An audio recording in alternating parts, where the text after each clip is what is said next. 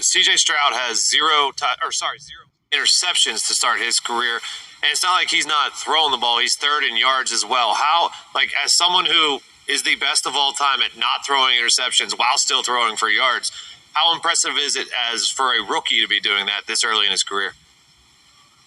Yeah, it's incredible. It really is. Ball security is job security, and he's done an incredible job of that. I'd be interested to look at how many, I think because they track this, and again, I think some of it is subjective in nature, but they track the number of, like, turnover-worthy plays, and I'd be interested to see how many throws, were in that category, because I feel like overall he's been doing a fantastic job of taking care of the football and not, like, having plays with, that should have been picked, or that was a bad read. I don't feel like in the few times I've seen him on the Red Zone channel when the games have been on, he hasn't been making bad decisions. So just again, I don't know him at all, but from afar, I do appreciate he seems to be a really humble kid. He's got his head screwed on the right way. He's a tough kid. And a lot of people were dogging the Texans. They're going to be terrible.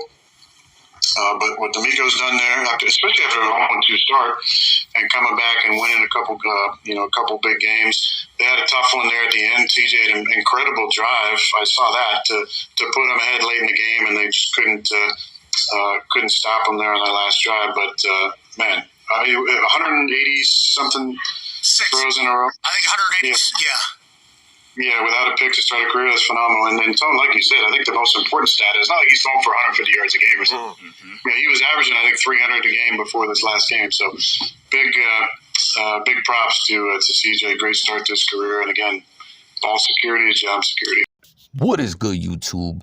Bills Mafia, football fans out there in the blogosphere. Is Coffee tapping back in, man. Wanted to give y'all an update, talk with my fellow Bills fans and football fans out there about my Bills and some other stuff. But before we get into that, you guys heard what Aaron Rodgers had to say there about C.J. Stroud, man. What a career thus far he's having in his rookie season. I believe that was some kind of possibly record or not. Let me know if I'm bugging, right? You heard them say 186 pass attempts, no interceptions. You see he currently has 7 TDs, no picks. Texans sit at 2-3. It's wild, man. They were a team, like you heard what Rodgers was saying. Everyone said, man, these guys are going to be trash. And, it's been a rough few years for the Texans. I pointed this out in another video. It's so crazy to look at this franchise from a few years back. Josh Allen's second year in the NFL, when we lost to them in OT, we got screwed. I know everyone's talking about excuses, but we got flucked, man. That playoff or kickoff debacle was bullish, but nonetheless, they were a top contender, Super Bowl contender, to everyone leaving that team. Deshaun Watson, all the drama and everything, him leaving, J.J. Watt gone, D-Hop, like in the franchise just becomes one of the worst in the league. Last year, essentially a tank season. Not saying they did it on purpose, but just bottom of the barrel to now having Stroud out there just leaps and bounds ahead of what anyone thought he would be in his rookie season. And I don't know, man, AFC South, one game back. Everyone know, let me know what you guys think about it, what you think about Stroud. You heard Rodgers, like he's protecting the ball. It's so wild to see Rodgers, man, like he's still seeing him in an analyst type role, and then obviously pep talks with his Jets teammates and trying to continue to take Zach Wilson under the wing, which he was doing prior to getting hurt. But I don't know, Aaron Rodgers can't stay away from the game. Y'all think we'll see him back next year? Jump in the comments and let me know. But now tapping into this Bills news, man, you see me chopping it with one of my fellow Bills fans, like, man, this loss definitely still stings.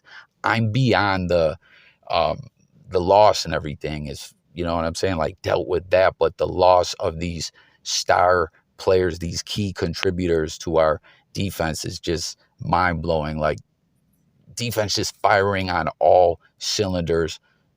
Will it be some guys step up and contribute? Let me know, everyone out there, what you think. But what was shocking to me is just earlier today, Coach Sean McDermott is talking about he's not going to close the door on seeing them back this season. I don't understand. We're talking about Milano and Daquan Jones. Both these guys were just playing lights out, amazing. And obviously we know Milano fracture in his leg, but also possibly some ACL stuff going on. They've both been added to the IR. Daquan Jones tore a pec.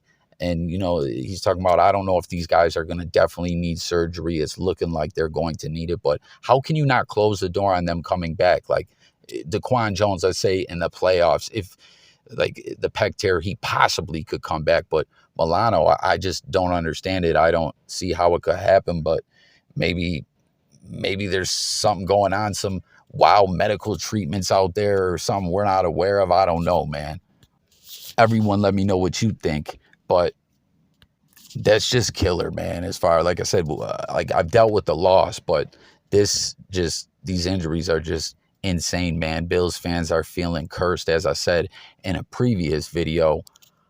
But another defender out there who got hurt, Taron Johnson, he sounded off and is furious about the conditions that the Bills were playing in. I think that turf is terrible.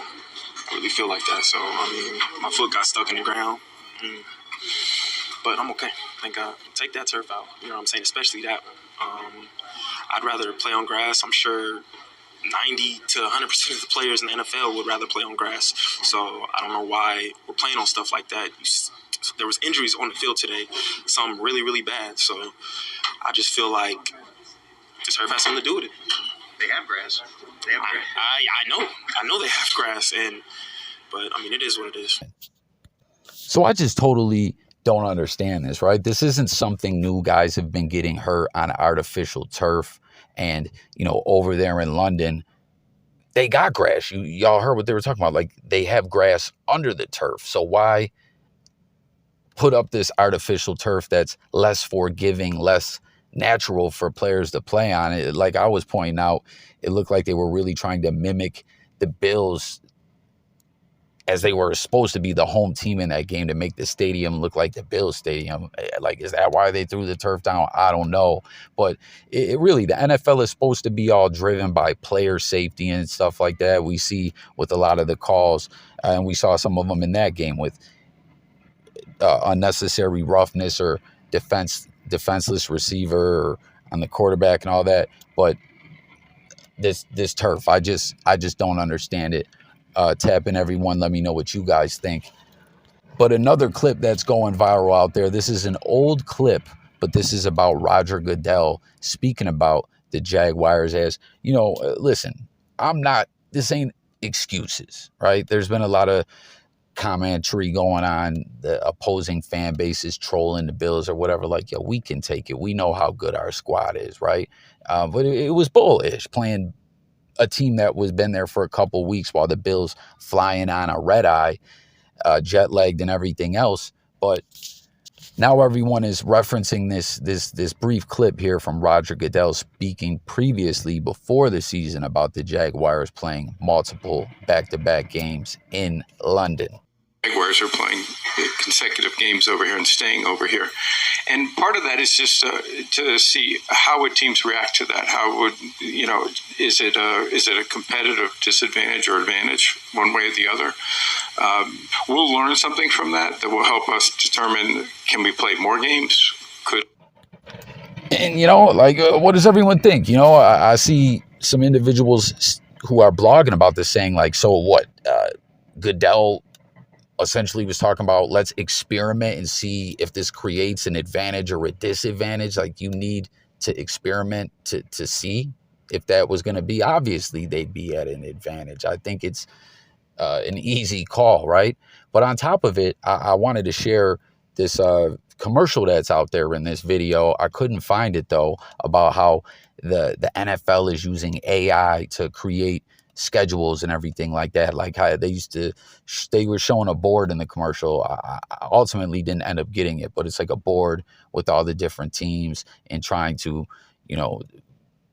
figure out all the logistics of the weekly schedule and, teams flying around and stuff like that. And they're like, now we have AI and it just happens in hours. And with the AI, that could configurations couldn't say, yo, this is a bad idea, that you needed to experiment with it. I don't know. I don't get it.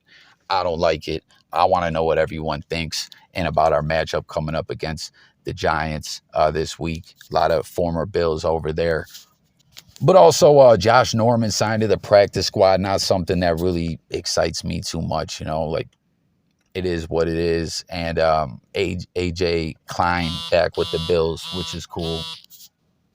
He's a guy that's been with the team, had multiple stints with the Bills and familiar with Buffalo. So that's cool to have a familiar face back. But a lot of fans, and there's a lot of rumors as well, talking about they want to see a trade or something like that take place to, make a big splash and bring in a big name. I don't know. And we're going to have to see how this affects the whole Von Miller situation and how he was being brought back slowly in the limited snap count and everything. Like, are they going to rush Von back, or what does everyone think, man?